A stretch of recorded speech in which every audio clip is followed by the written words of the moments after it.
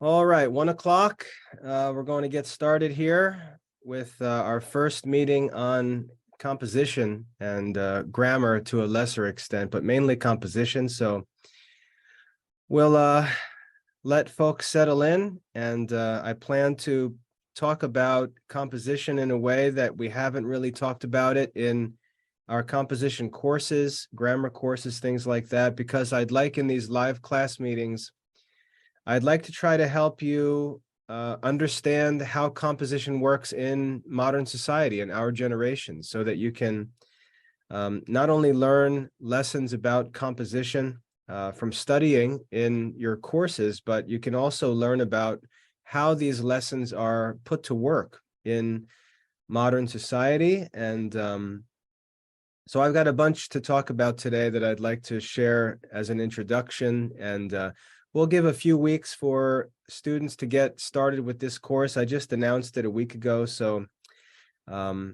enrollment is going to be slow, especially because it's the first week of Lent. But we'll spend this week with an introduction, and then we'll start getting into the real content in future weeks. But there's a lot to talk about in terms of understanding how composition works in this generation, because things are very different today, and most kids growing up have a wrong way of thinking about writing, usually because the only time they think about writing is when they're in school, and school writing and real life writing are two very different things, and your real life writing is a lot more important than your school writing. So I'd like to spend more time talking about real life writing and help you to understand how your composition studies and your grammar studies can actually help you to do things in real everyday life. So what I'd like to talk about first here is I'd like you to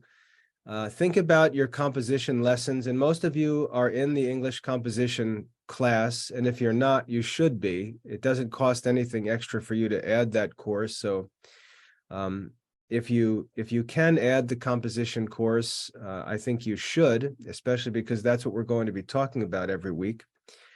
But when we get started in composition, the first thing that the textbook teaches us is that the best way to learn to write is to write. That's the best way to do it. There's no magic writing course that's going to make you a good writer. You have to learn to write. And the reason why you have to learn to write by writing is because what makes your writing interesting, the only reason that anyone will ever be interested in your writing is because it's unique in some way. It's not already available. If you write things that have already been written, no one will ever care about your writing because it's already available, and it's probably available by someone who's more popular than you or has more influence than you, and so no one will know about it anyway. So when we write, there's a number of different reasons why we're going to need to write. And when we think about modern communication, like video, YouTube, social media, all of these different tools that we use to communicate, we have to ask, how does writing relate to all of these things? How does writing and composition relate to all of the different kinds of communication that exist today? Because what's interesting about modern communication is that if you don't do it the right way, you're going to be invisible. And it doesn't matter how pretty you are, how handsome you are, doesn't matter how nice your voice is. If you don't do things in the right way, you're going to be invisible. And there are many people who are not good writers. They're not good-looking people. They're not smart people, but they do things the right way, and they become very influential simply because they do things the way that they need to be done in our generation. So I'd like to talk about all this kind of stuff and encourage you to start finding ways to write in real life. And I'll give you some ideas about how to do that. But the first thing on the board behind me here, I've got a list of a number of different things that I want to talk about. The first challenge in composition is that you can't write well until you learn to think well. And that seems pretty obvious, that if you're not a smart person, if you don't study, if you don't think, you're not going to write well. So the first thing that you can do to improve your writing, which is in your control, is to think well, to study and learn to think rightly. That's in your control. That's something that you can improve. There are some things we can improve, some things we can't improve. Some people are born beautiful, some people are born ugly, some are tall, some are short. Some people tend to be overweight, some tend to be too skinny. We often can't control our appearance or our body. Some people have beautiful voices by nature. Some people have annoying voices by nature. We can't necessarily control all of that. But thinking we can control. We can control our thinking. That's something that's in our power to control. And if we develop and improve our thinking, we'll also develop and improve our speaking. And if we develop and improve our speaking, we can also develop and improve our writing. So what's really important about writing, especially in modern society, is that it's something that you can actually control. It's something that you can work on. And if you work on it, you can get better at it. And if you get better at it, you can influence things and do good things, even though you might be disadvantaged in other areas. Writing and thinking are ways that if you're good at them, you can influence things and do important work. So writing is important to everybody, but it starts with thinking. And so you've got to learn to think, first of all. And when parents contact me and they say, my child has a problem with writing, or a student contacts me and says, I'm not good at writing, my first response is, it's probably because you're not good at thinking. It's probably not writing's fault. So don't start talking about writing. Don't blame writing. The first thing we've got to learn to do is think. And one of the problems with thinking is, when I say thinking, most people think about sitting around quiet, maybe reading, maybe just thinking inside of your head. And that's what we think about thinking, but that's not what I'm talking about. That's really not how we learn to think. The best way to learn to think is to argue with people. That's the best way to learn to think. The best way to learn is to argue. And I don't mean be annoying when I say argue. If your mother says, do the dishes, I don't mean argue with your mother. And that's not the kind of arguing I'm talking about. When I say arguing, I mean thinking about controversial questions, controversial topics, and talking about them, where you actually try to learn the answer to the question, develop your own answer to the question, and then try to prove your answer to the question, to be willing to argue and get into discussions and things like that. That's really the best way to learn how to think. It's just like your physical fitness.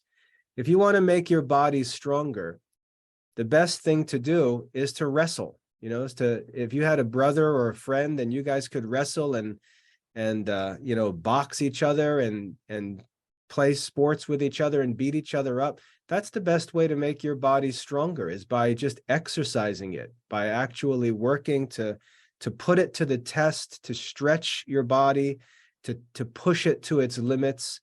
That will make your body stronger. And the same thing is true for your mind. You've got to be willing to exercise it. And the same reason people don't exercise their bodies, because they're lazy, they like to live a soft, easy life, and so on. That's the same problem with thinking. People like to live lazy, soft, easy thinking lives. They don't like to talk about confusing questions. They don't like to study difficult subjects. They like to talk about their opinion on silly topics like, what food they like to eat or what their favorite television show is. They don't like to get into difficult subjects. And it's just like people who don't like to exercise their bodies. You just end up weak because you don't challenge yourself and push yourself into competition. So the best way to develop your thinking skills is to just learn to argue, learn to question, learn to discuss things. Find people who like to argue, because They're going to be your best friends in terms of developing your thinking skills. It's like having a friend who likes to wrestle and exercise and play sports. That's the friend who's going to help you get stronger. So finding people who like to argue, finding places where you can argue, and taking risks, being willing to answer a question and try to prove something, try to win an argument, try to prove your point, try to prove that someone else is wrong, try to figure out the solution to problems and things like that. The way to improve your thinking is to put yourself into those situations where you're challenged, where it's really difficult, where the people arguing with you are smarter than you, and you have to really work hard to win an argument with them. So that's something that you have to do to improve your thinking. So if you think about someone like Socrates, for example, he started out by saying that what he was famous for telling people was that he was the wisest man in the world. And that sounds pretty arrogant to go around telling people that you're the wisest man in the world. But he said that he was the wisest man in the world because he was the only man who realized that he didn't know anything. Everybody else thinks that they know everything or thinks that they know things, but they really don't. And so what he would do, if you read Plato's dialogues, what Socrates would do is he would take a question and he would find some smart aleck that thought he knew the answer to the question. And Socrates would get into a discussion with that person and challenge him and ask him questions. And by the time they were done, Socrates would prove that the man actually didn't know anything about that topic. And Socrates did this again and again and again. That's really almost all Socrates did. All that he did was show people that they're wrong about everything. He never really taught anything. He never really explained anything. He didn't write any books. He didn't write any arts or sciences like Aristotle. He went around arguing with people just to show them that they don't know anything. That's what he did. And so if you read Plato's dialogues, you'll see Socrates discussing all these different topics with people just to show them that they don't know what they think they know. And that's because that's the first step in learning how to think. You've got to learn that you really don't know what you're talking about on most subjects. You've got to learn that, and it often takes someone to prove that to you for you to learn it. Or you could start off a little smarter and realize that from the beginning and assume that you don't know what you're talking about on a subject and be willing to study and learn. So Socrates went about that by arguing with people to prove that they don't know things, because that's step one. Step one is realizing that on most subjects in life, you have no idea what you're talking about. And you've got to study, and you've got to work, and you've got to learn, you've got to investigate in order to learn what's true about things. Because often what's true is not what you think is true in the beginning. So you've got to be willing to do that work. Then you've got to be willing to take a shot at an argument, to get into a discussion with someone, to answer a question, to give your reasons, and open yourself up to the criticism of other people and let them respond to what you've said, and then be willing to fight and work in that argument until it's finally settled and resolved. You might lose the argument, and that's okay, because your goal in arguing is to learn to think better and to become smarter, not necessarily to win, especially if you're wrong, but it's to learn, and you can often learn by losing. So getting into those kinds of discussions, answering questions, being willing to take a risk, being willing to lose an argument and maybe look stupid for a few minutes, but gain wisdom and understanding as a result of that discussion. That's an exercise that requires humility. And that's another reason why people don't like to do it. If you're a prideful, arrogant person, what's funny is prideful people, arrogant people, they don't like to share their ideas. They don't like to share things that they write. They don't like to show people what they've drawn if they're doing artwork. They don't like to play the piano in front of other people. They don't like to sing in front of other people because they're prideful and they're afraid that someone might criticize them. And so prideful, arrogant people, they usually don't boast and show off. They usually choose to not do what anyone asks of them because they're afraid of not being praised for it. And we have to learn to get over that and be humble and be willing to just get started and take a chance at things and try things and do things, because that's really the best way to learn. We often learn the best lessons in life by failing and messing things up. And we have to be willing to do that. You have to be willing to put a bunch of time into a project and then have it fail and lose all that time, but then start over and do it again and do it better and continue to do that time and time again. That's how things get better. So you've got to be humble in order to learn. You've got to be willing to admit that you don't know what you're talking about. You've got to be willing to listen to other people, because sometimes they know things you don't know, and you can learn the easy way, which is by listening to other people, rather than by the harder way, which is by experiencing losses and failing and things. So listening to other people, arguing with other people, discussing things with other people, you've got to commit to that kind of a life. You've got to be willing to be a person who thinks and reasons and asks questions and argues and tries to prove things. You've got to be willing to do that, just like you would have to be willing to do that in sports or in exercise if you wanted to be physically strong. It's the same thing. It's just mental instead of physical. So the first thing is you've got to learn to think well. And that really comes down to effort more than anything else. You can sit around with books, you can read books, you can even all of your studies, all of your as important as your studies are, if you don't put them to work and use them, it's really useless, and it's not going to help you. You're never really going to understand. You're never really going to master the lessons. You're never really going to get good at studies, because if you don't put the stuff to work, you're never really going to understand it. You've got to have a way, or a number of ways, where you put your studies to work and start exercising them, just like your body. For example, if you signed up to play a sport, let's say you signed up and joined a local soccer team, and the first few times you have practice, they teach you how to dribble the ball and kick the ball. You learn some basic skills. And then practice is over and you go home and sit on the couch and watch television until the next time there's a practice. You're not going to get any better. You're not going to get, it doesn't matter that you signed up for the soccer team. Doesn't matter that you got soccer cleats. Doesn't matter that you got a nice t-shirt to wear to soccer practice. You're not going to get better by going to practice. You have to actually practice. And not only that, but you have to play in games, because if you don't play in a competitive game, you don't get a chance to put that practice to the test in a real competitive situation. And many kids think that they're good at things because they're not tested in those things. They have their own opinions about how you should do this or that, but they don't put it into a test against competition.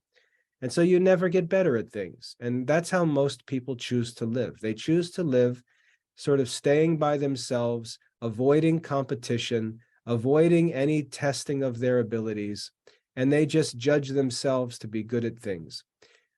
Proverbs tells us, let another man's lips praise you and not your own lips. Let another man's lips praise you and not your own lips. And that's true of things like physical fitness, business, any kind of activity, and includes thinking. If you're a smart person, other people will say so. You should never need to say so. So you've got to be humble. You've got to put yourself into the path of competition. You've got to be willing to take risks. You've got to be willing to learn new things. You've got to be willing to fail and start all over again. And if you commit to that kind of a life, you'll get smarter, you'll get wiser, you'll get better at arguing, you'll gain experience in arguing, and it'll get easier and easier as you work at it more and more. So the first thing is we have to learn to think well. We have to learn to think well. Secondly, we have to practice writing. We have to practice writing. Like I said, if you just sit there staring at a book or staring at a screen or watching videos or staring out the window, you're never going to get better at writing, because writing is an actual exercise. It's an actual discipline, an actual skill. And the only way that you're going to get better at it is by doing it. When you first start, you're going to stink at it. You're not going to be good at it. But that's not because there's something wrong with you. It's because you don't have any experience. The only way to get experience is by actually doing it. And when you do it, you'll begin to learn things just by doing it, just by the experience of actually doing it, of writing. And so we have to ask, well, how can I write? Where can I write? Well, there's different kinds of writing. The first kind of writing is just personal writing. You should have something like a diary where you just write your own thoughts and ideas. So for example, let's say you have a question in your life that you'd like to answer. And I can tell you this because I do this. I'm 47 years old, own my own business, blah, blah, blah. I do this. When I have a question, the first thing I do is I pull out a notebook. That's the first thing I do. When I have a question, there's something that I want to solve, there's a problem, there's something I want to work on. The first thing I do is I pull out a notebook and I just start writing. I write the question at the top of the page and I just start listing my thoughts. I just start thinking through things. I think of the problems. I think of what I might do. Then I scratch that out and say, no, that's dumb. I can't do it. And I rethink and rethink and rethink. And I just start by writing. And I get better at writing because I practice writing. So one way is just by having a personal place to write, like a diary, where you just think through your own questions and problems and things you need to work on and do in your life. And you just have a place where you write to yourself and think through writing and just constantly improve your thinking by writing things out. Sometimes writing things out just helps you to think through a confusing topic because it's hard to keep your thoughts all in your head. So the first kind of writing is just private writing, like a journal, having things you do like that, where you just write to yourself to think and work ideas out on paper. That's the first way. The second way is just by communicating to people, writing letters and things like that. You can sit in your house and never talk to anybody. You can never write a letter. Some people act like, well, I would write a letter to someone if they wrote to me first. Well, if nobody starts, then there's never going to be any letters. So, if it's somebody's birthday, write them a letter. If it's an anniversary, write a letter. If someone does something nice for you, write them a letter. It's an opportunity to practice writing, to learn how to write, to think about how to communicate things well, practice writing. So just simple everyday stuff like that. You can practice writing to people. It doesn't matter if you write a note by hand in a card or if you just send somebody an email, even if you're on a forum or something like that, and you just write back and forth in forum posts. The experience and opportunity to write and share your ideas in writing will help you to get better and better at writing. So there's just simple everyday opportunities to practice writing to other people. So you have opportunities to write to yourself in a journal, where maybe you can get into more private stuff that you don't want other people to read. That's important. But then there's also a million opportunities to write to people that we just don't take advantage of because we ignore the opportunities. Or when we do write to someone, we just write like dum-dums, right? Like you just write nonsense. You don't think about using every opportunity to write as an opportunity to get better at writing. You just sort of write gibberish back, or like emojis and all that kind of dopey internet talk. But we need to take advantage of opportunities to write and focus on getting better. Think about what our goal is, and then write to accomplish that goal, and then judge whether we accomplished the goal of what we wrote or not. So there's a million simple ways to practice writing every day. And then there's more formal ways. And I've recommended this before, and I don't think anyone ever listens to me, but I'll continue to recommend it. And it's that if your parents give you permission, you should establish a blog for yourself and practice writing in a place where other people, even strangers, can see things that you write. That's sort of a different level of a challenge, to actually put your writing out where strangers can see it. Maybe they can comment on it and so on. But you should have a way where you can practice writing for other people. And a blog is a great way to do that. And I'm going to talk about this a little bit today while we're meeting here. I'll tell you why I think it's such a good idea to blog. But blogging is it's just a website that, you don't have to build the website or anything like that. You can just focus on writing content. You can create a post, give it a title, ask a question, whatever, and then just write your answer to that question, or write an article on that topic, or write a paragraph about that topic and publish it onto the internet. Now, you might say, well, no one's going to read anything that I write. And that's probably true. And that's the first problem you have to learn to overcome. You have to ask the question, how would I ever get people to read what I've written? That's the first challenge. And so you see, it begins to challenge you to think about the real difficulties in writing and composition. Just because you write something doesn't mean anyone's going to read it. So you're going to have to solve that problem. How do I get people to read my stuff? How do I get people to read something that I've written? That's a real world challenge in writing. And there are ways to do that. There are ways to learn how to get people to read what you've written, and how to actually begin to influence other people and promote your own ideas and your desires for things by writing publicly. And I can explain how to do that. So 3 important ways to practice writing. 1 is writing to yourself. 2 is all of just the ordinary opportunities every day we have to write things, whether it's birthday cards or notes to friends and family members, whether it's emails, forum posts, and discussions we have with our friends. There's 1,000 ways to write with other people every day. And then thirdly, in a more serious way, to create a blog where you can start posting things that you write onto the internet for other people to read. And I'll talk about that in a minute.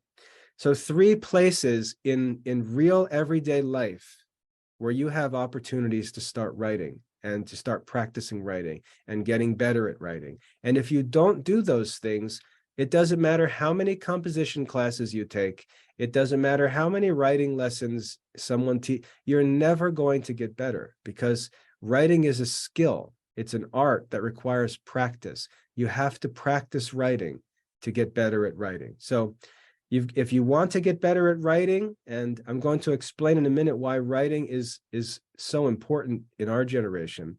If you want to get better at writing, you have to practice writing. You have to make use of these opportunities, and you have to take it upon yourself to work to get better every day at writing. Now, what I'd like to talk about next is, why is writing so important? I mean, isn't this like the YouTube age? This is the video age, right? This is the internet age. Why do I think writing is so important? Well, let me ask you a question, and you can chat me an answer on this. All right, let me ask you a question. Give me a yes or no if you've ever gone on the internet and searched for something on Google or some other search engine. Ever use a search engine? Ever look for something on the internet? Yes or no? Most of you are going to say yes. And even if you haven't used the search engine, people around you have to find information that you need. Maybe they shared it with you, whatever. But the way the whole internet works, the whole internet, which is the main way that people communicate today, the main way that it works is by search engines. There's just a billion different things on the internet. And you wonder, how in the world does anything get found? Well, that's the job of search engines. So let's say you're looking for something, you want to search for instructions for how to paint your fingernails, right? Anything. I mean, you could take any topic that you can imagine. There are people writing about it on the internet, experts writing about it. You can say, I'm a girl, I want to learn how to paint my fingernails. You can go on Google and search how to paint your fingernails, and there's a billion articles on the internet about how to paint your fingernails, all right? But there's an article that's going to be number 1, and number 2, and number 3, and there's going to be 10 articles on the first page, and then there's going to be 10 more on the second page, and 10 more on the third page. And you know what? no one ever looks past the first or second page. So if you write an article and it's on page 3 of the search end results, no one's ever going to see it. So not only do you have to write a good article, you've got to figure out how to get it on the first pages of the search engine. That's all part of the skill of writing. But what I want you to focus on is the fact that when you search for something on the internet, how does Google search? Does Google search what people say in videos on the internet? Yes or no? Does Google search the content of videos on the internet? No, it doesn't. It doesn't search the content of videos. Does Google search the content of, let's say, music or songs or recordings on the internet? Does Google search the content of songs or music or recordings? It doesn't. What Google searches is text. That's what Google searches. So for example, when I make a video for classical liberal arts studies or whatever, when I make a video, I may have a 45-minute video, got all kinds of content in the video. Google doesn't know about that. I write a description in text for that video. I give that video a title. That's what Google looks at. Google looks at my title and the description that I write. And when people search for things, Google searches the text of articles and videos and songs and recordings. And then the search engine results are based on text. So even though we're making music and we're making videos and so on, what ultimately determines whether people find our stuff is what we actually write about those videos and music and things like that, because it's our text that actually gets searched and that gives and affects the search results. So it comes down to writing. Even if you're making videos or recording music or anything else, or taking pictures even with pictures, Google doesn't search a picture. If I type into Google, show me a picture of rabbits, Google doesn't actually go and start looking at pictures and trying to find rabbits in pictures. What it does is it looks at descriptions that people put on the pictures that say, this is a picture of rabbits, rabbits eating in the field, rabbits sitting on a log. People write descriptions about the pictures.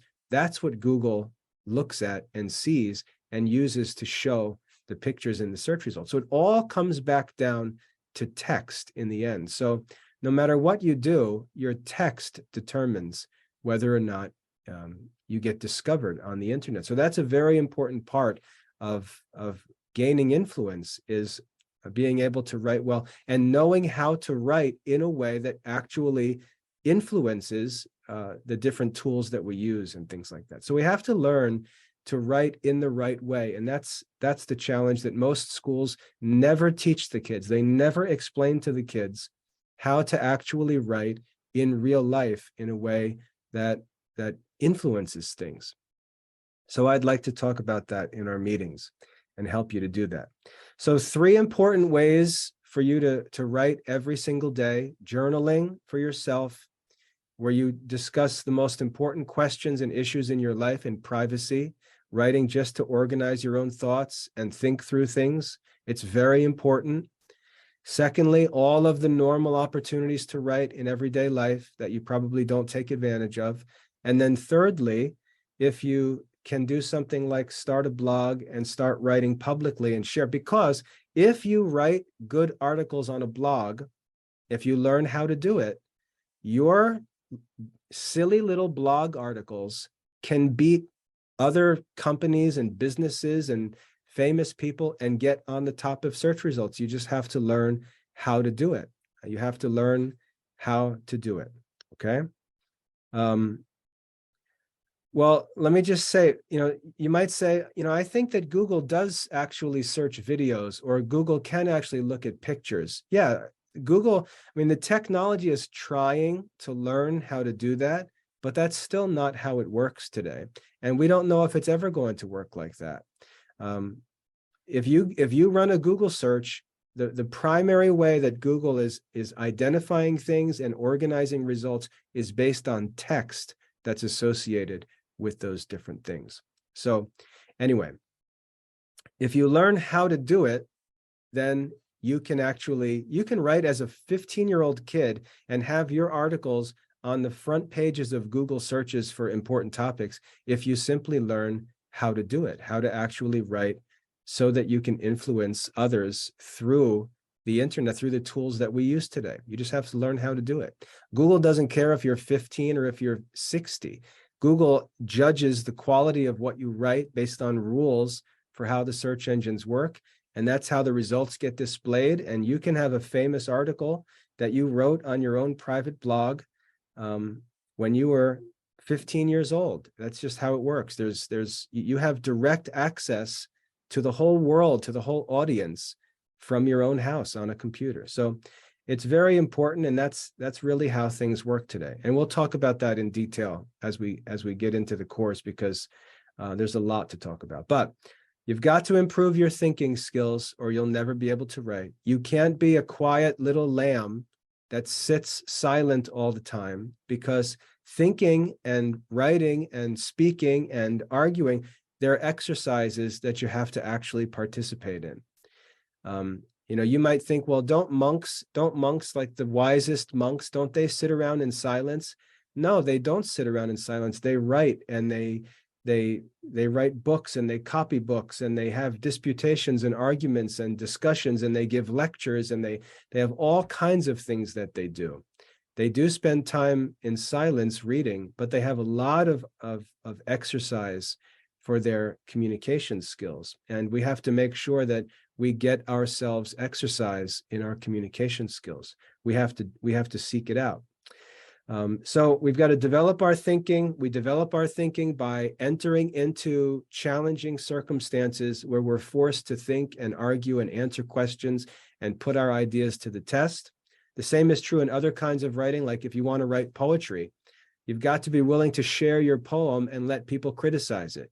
If people say, oh, that's terrible, that's the worst poem I've ever read, and you might be able to gain some knowledge of why they don't like it and learn from that experience as well. So you've got to be willing to share your writing. You've got to be willing to listen to feedback. It doesn't mean that what people say is right. You're going to get a lot of feedback that you may just choose to ignore. If I make a video, for example, if I write an article or make a video, I'll have 10 people immediately tell me that it's the dumbest, worst thing they've ever read, worst video they ever saw. There's always people who hate everything that you write, everything that you say, everything that you do. And then there will be 10 other people that tell me this is the greatest thing that has ever been written. This is the greatest video of all time. And they're also wrong, right? They're also wrong. So the praise you get is usually wrong. The criticism you get is usually wrong. But as you just listen to it all, you can start to pick little pieces of information that are helpful, that actually help you to get better. And you've got to be willing to do that. You've got to be willing to put your writing out in front of people and let them respond, and not get upset by the response, but simply learn from it. Learn from the response that you receive. It's very helpful. You can disagree with the people, but sometimes you have to do what other people like. You have to learn to do something in a way that other people like, or it's just a waste of time. For example, if you're trying to sell something, I can let's say I want to try to sell a course or a book in the Classical Liberal Arts Academy. Okay, let's say I want to try to sell a book. I can write a description of that book that I really like. I really like this description. But the other people reading it, the people who actually can buy it, they may think that that description is useless. Maybe my language is too high for them. Maybe I'm thinking about things at a level that they're really not thinking about them. Well, that makes my description useless. And if I want to try to sell a book to let's say a young homeschooling mother who's just getting started, I have to learn to write things that are pleasing to that audience. And that's a different skill. And the only way that I can learn that is by writing and getting feedback, by people telling me, I can't understand what you write. It's too complicated. It's too boring, too long, too many words. And I can complain and say, you don't know what you're talking about. But the truth is that if you're writing to a certain audience, they're ultimately the judge of what you're doing if you're trying to accomplish a certain goal. So you have to listen and learn, and then go back and change the way you write to try to serve that audience better. And you can only learn to do that by putting your stuff in front of other people and letting them give you feedback. And it takes humility to do that, because they might tell you it stinks, and that's okay. You also can't be lazy, because you may complain about having to write, and then you finally write something and the response is bad, and you've got to rewrite it. Now you're going to complain because you're lazy and you don't want to do work anymore. Well, if you're lazy, you're not going to be a good writer, because you've got to write and correct and rewrite and rewrite. That's just how it works. So in order to get better at writing, which is the second thing up there, you've got to be willing to do the work, put your writing in front of people, and listen to feedback. Some good, some bad, but it's always helpful. Even if it's bad, it's still helpful. Next on the board behind me is correcting your own work. You've got to learn to correct your own work. When you're in school, you can write some lazy jibber jabber in an assignment and submit it to a teacher and say, let the teacher will tell me what's wrong. And that's true in school, and that's what's wrong with school writing, because in real life, that's not how it works. If you write something in real life, if you write an advertisement for your business one day, and it's full of all kinds of errors and it doesn't make sense and people can't understand what you're trying, no one's going to write you a letter and say, "Dear sir, I'd like to explain the errors in your advertisement and help you to," no one's going to do that. They're going to look at the advertisement and say, "This guy's wacky. He can't even write and he's trying to sell stuff to other people." You're not going to get correction from people in the real world. They're just going to throw it away or ignore it. So you've got to learn to correct your own writing. And that's the third step in becoming a good writer. You've got to learn to improve. Now, like I said before, if you do submit your writing and you get feedback, that's one way to help learn to correct your writing, by the response that it gets. But you can also learn to correct your writing by studying grammar, by studying these arts and sciences that teach you how language works. So the purpose of studying grammar is not so that you can pass grammar tests. The purpose of studying grammar is not so that you can get grammar added to your transcript. Nobody cares about that. Nobody cares about your grammar tests. Nobody cares about your transcript. When you get a high school diploma, everybody else has a high school diploma. Nobody really cares about that. The reason why we study grammar is so that we can learn how language works, so that we can correct our own writing. That's why we want to know grammar. We want to study and learn grammar so that when I write something and I read it before I publish it or share it, I can read through it and I know grammar and I can correct things that don't sound right, or that need to be clearer or made easier to read or better to listen to. So we want to learn to correct our own writing. And in order to do that, we have to study grammar. That's why grammar is valuable. If you're not writing,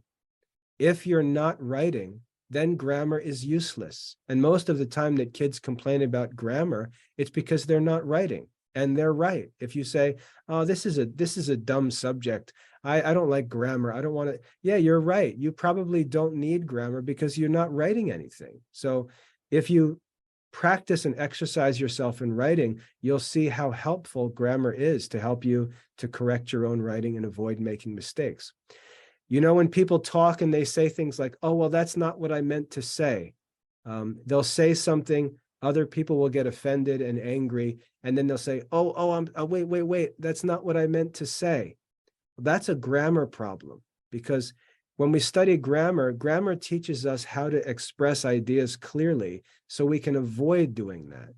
So we can think about how other people can read our writing in different ways, and we can take that confusion away. We can take the opportunity away for people to read what we write and understand it in the wrong way. That's a grammar problem. And so again, when you hear people doing things like that, say, "Oh, that's not what I meant to say. Oh, that's not what I thought you would," that's a grammar problem. You have to learn how grammar teaches us to articulate ideas clearly so that we say exactly what we want to say and other people can't misread what we've written because we've written it in a clear way. Grammar helps us to do that. So If you're not writing, again, grammar is useless. So when you do begin writing, you'll see how helpful grammar is. So that's the third part up there, learning to correct your own writing, learning to correct your own writing. And then the last thing up there is influencing, learning how to influence, right? If you know, there's a saying, if a tree falls in a forest and no one is there, does it make a sound? Do you ever hear that saying? If a tree falls in the forest and no one is there, does it make any noise? Does it make a sound? And it's sort of like this puzzling question to ask, right? If nobody's there to hear it, does it make any noise?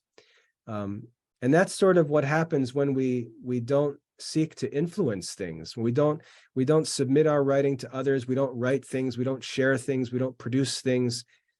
There's just no life. There's nothing there. There's no influence, no response. And it makes all of our studies and learning useless because we don't actually get active and do things with it. So we have to learn not only how to think, how to write, how to correct what we've written, we've got to learn how to influence things in our lives. You don't want to live like a slave where other people determine everything that you do, and you just sort of sit there and float around like a feather in the wind. You have a right to have your own influence, to have your own voice, to have your own vote, to have your own opinion, have your own influence on the situation, and you've got to learn how to do that. You can do it by, holding people hostage and killing people, but that's not a good way to do it, right? It's not going to work very long. You're going to end up dead or in prison. There are ways to influence people that are legal and that are actually good and useful, and you've got to learn those ways. You're going to have to live with people who don't share your ideas on things, who believe different things, who practice different religions, and you might end up together in an office, and you've got to learn how to influence discussions and influence decisions that get made in a way that actually is received by other people. That's a real challenge, and you've got to learn how to be able to influence other people without thinking that you're just going to either beat everybody up and terrorize them to make them do your will, or anytime someone disagrees with you, you're just going to run away and retreat from every problem, because if someone doesn't agree, you have no idea how to work to influence that and try to lead them to actually pursue something that you think is better. So we've got to learn how to influence. So those 4 skills: thinking, writing, correcting, and influencing, all of them have to be practiced and learned, or we're going to be useless in our communication, and our education is going to be wasted because it's not going to have any effect in the world around us. And we may make ourselves miserable because we feel like we're always forced to do what other people want us to do because we don't work to influence the world we live in ourselves. And we have to learn how to influence things ourselves. And there are ways to do that. So 4 important things we have to work on, and we'll focus on these things in every one of our meetings. The other list behind me is a list of studies that help us with these things. And again, they're not going to help you if you don't actually write, but if you do take the effort to write, these studies will help you. The art of grammar, obviously, the art of reasoning, learning the art of thinking rightly, the art of rhetoric, which teaches you how people make decisions. How do people actually make decisions? Understanding the art of rhetoric so that you can think about that when you write things, when you say things, you can think of how people actually are influenced in the way that they think and make decisions. Then you see general listed up there, general studies, just kind of knowing something about everything. If you have good general education, it helps you to avoid getting deceived or lied to by people. Even though you might not be an expert in a certain subject, if you have a general knowledge of it, because you studied generally to know kind of everything, you can know when someone is full of baloney and they're just making something up or trying to take advantage of you. So it's good to have general knowledge to be able to discern whether people are saying things that are false. Even if you're not sure, you can just have a good sense, and then that will be a sort of a signal to you to dig into it a little more, to ask for more information. And then the last thing on the list is specific knowledge. Getting into studying specific subjects. And, that might be influenced by what you actually choose to do in your life when you get older. For example, if you decide to be an architect, you're going to have to devote a lot of your time to specifically studying the subjects that relate to architecture, even though general education and composition are extremely important. You're going to have to focus on specific studies that will help you gain expertise in those different areas. But what's important about that is that you should only ever have to study specific things that you're actually interested in and that you like, because you should choose a vocation or an occupation that you desire and like. So when you get into those specific studies, those studies should be pleasant, because you should be studying something that you've chosen to study as what you're going to pursue in life. So normally those specific studies are quite pleasant. When you go to college, if you go to college, you spend the first 2 years on general studies where you just sort of learn a little bit about everything. And then the last 2 years of college, you start to focus on exactly what you'd like to study. That's how college works, but that's how real life works as well. You need to have general knowledge of things to avoid getting duped by people. For example, if you're driving a car one day and all of a sudden you start to notice a sound that doesn't sound normal in the car, and so you take the car to the mechanic. Well, if that mechanic is dishonest, and if that mechanic knows that you don't know anything about cars, he can tell you that the problem with your car is that it needs a new foo-foo valve, and it's going to cost $400. And all he's going to do is change the spark plugs, and your car is going to be fixed at almost no cost. If you don't know, you can see how easily you get taken advantage of and duped in real life. And there are people who are willing to dupe you, and they don't feel bad about it because they feel like you deserve it for being a dodo and not understanding anything about cars. So you have to be knowledgeable about things in general so you don't get deceived and duped by people. And then when you have a suspicion that something's not right, so for example, if I took my car to the mechanic and he said that it needs a new foo-foo valve and it costs $400, and I say, foo-foo valve? I've never even heard about a foo-foo valve before. So I can go home and now I can look it up and I could say, I need to know what a foo-foo valve is. And do these things cost $400?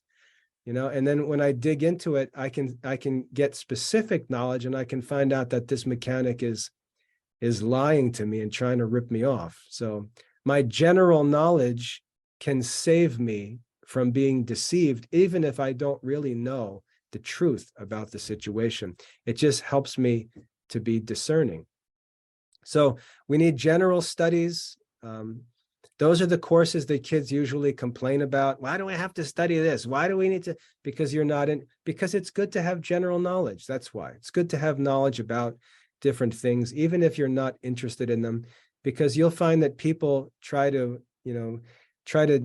deceive you or lie to you or tell you some baloney stories when they think that you don't know anything about those topics. So the more general knowledge you have, the safer you are from getting duped by people. Okay.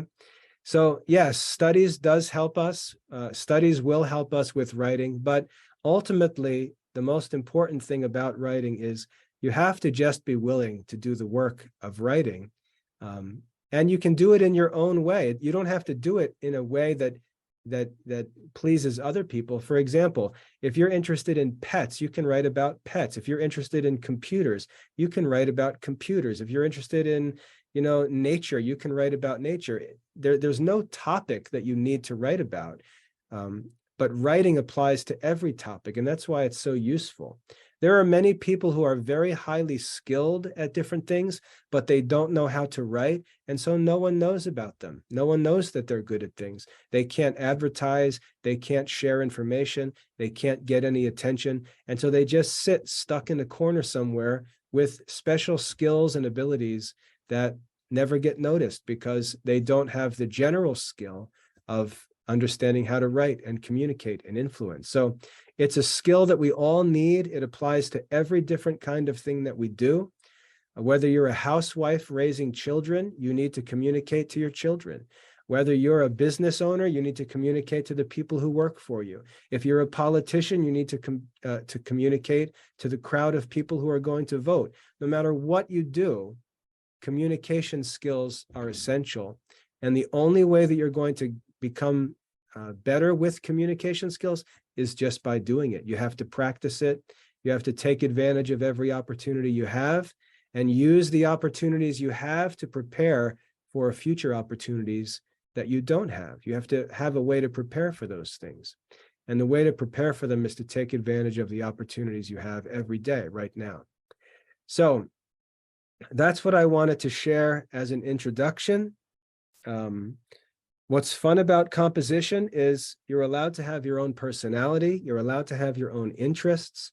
You're allowed to write about topics you're interested in. As you start to write, you'll find that you've got your own style and your own way, and you don't need to change that. You don't need to try to sound like somebody else. Usually that makes your writing worse anyway. So writing is fun. Let me just share a little bit about myself with writing. I started the Classical Liberal Arts Academy in 2007, 2008, around there. And when I went on the internet in 2008, there was nothing anywhere about classical Catholic education, classical liberal arts. And so what I did was I just started writing articles. And that's how the whole thing started. I just started writing articles.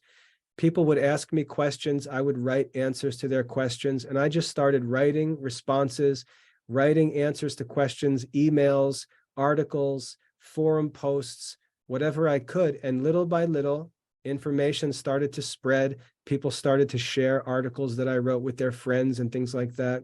And it just continued to develop and develop and develop. Now, in 2023, if you go on Google and search for Catholic homeschool or classical Catholic education, you'll see all of my articles and videos and stuff are all at the top of the search results. And the only reason that that's true is that I just started writing. I just started doing it. 15 years ago, I just started writing, started answering questions, started arguing with people, started making videos. I don't know anything about video making. I studied classics in college. I studied Greek. What do I know about making videos? I just started making videos, and I didn't worry about if they were cheesy or if they were boring or people started to give me feedback and criticize them, and I started to learn what I needed to do to make them better. So my point is that even in the success that I've had as a teacher in the Classical Liberal Arts Academy, it all goes back to the kind of stuff that I'm telling you about today. It just started with me writing, arguing, answering questions, taking risks, making videos, making recordings, making my own website when I had no idea how to make a website. And my first websites were the ugliest, most terrible things you've ever seen. But it just got things started, and then I just continued to work and work and work to improve and improve and improve. But it started the way that I'm telling you to start. And when I started, no one would think that I could ever succeed in teaching the classical liberal arts on the internet. That would have been crazy, but I just kept working and working and working, because on the internet, there are billions of people. There are millions and millions and millions of people, and you don't need 1 million people to like what you're doing. You might only need 50 people to like what you're doing. And there's billions of people on the internet. It's not hard to find 50 people who like what you're doing. Let's say that you make a dress, and you want to sell the dress that you make on the internet, and you want to make $2,000 a month. You say, okay, well, I'm going to sell these dresses, and I make $20 per dress. That's my profit. I want to make 2,000 dresses a month. I want to make $2,000 a month. That means you need to sell 100 dresses. You have to sell 100 dresses to millions and millions of people. It's not that hard if you learn to think about it the right way. And then you've got to think, well, how are people going to learn about my dresses? How are people going to see my dresses? How am I going to describe my dresses? On and on and on. And you can see it's not very hard to find 100 people a month willing to buy your dress that you make 20 bucks on. And that's why the internet is so valuable. But it all starts with communication. It all starts with composition and writing and emails and things like that. And you can get those things started today from where you are at home while you're still in school. So anyway, the advice that I give you isn't hypocritical. I'm not telling you to do things that I didn't do. I'm telling you to do exactly what I've done because other people told me what to do. And I did it, and that it's true. It's how it works. You have to write to become a good writer. You've got to make videos to get good at video making. You've got to make music in order to get better at music making and so on. And that's the most important thing for you to realize. If you just start practicing it, you'll start getting better. And even when people tell you it stinks, their criticism will be helpful because you'll have things to work on and think about how to make it better each time. And if you're willing to work hard and keep improving and keep learning, you'll get better and better, and you'll get better than all the other kids who aren't practicing and who aren't trying and who aren't writing, who aren't making videos. You'll get better and better than all those people, and they'll always be behind you because they haven't even gotten started yet. So keep that in mind. No matter what your interests are, no matter what you desire to do, learning to write well and to influence, like I said before, learning to influence and write and think well will help you to succeed and actually be able to do something in life that you enjoy doing, because you can sort of make your own path and create your own opportunities. So as we go through composition, that's what I'm going to focus on and try to help you understand and practice. Hopefully I can learn from you what kind of specific things you're interested in over time as you get older, and I can help you to actually work on and develop those things and get started in them. But we'll save that for later. But in the meantime, we'll work on some general skills going through these composition lessons, general exercises and opportunities we have, and then work on specific stuff more in the future. But that's what I'd like to do. Again, we're going to focus on this in these live classes, not in the online classes. But we'll talk about modern applications and doing these things in your everyday life in our classes. And hopefully that'll be helpful for you. And you can ask any questions and I can give you practical advice on things, since this is what I do for a living. This is how I actually do what I do every day. So that's all for today. I wanted to just introduce my plan for the live classes and the topics we're going to talk about. If you have any questions right now, we can hang around and discuss them in the chat, but otherwise you're free to go. And I'll post this video if you want to check it out later, but otherwise I'll see you next time. Okay? God bless everybody.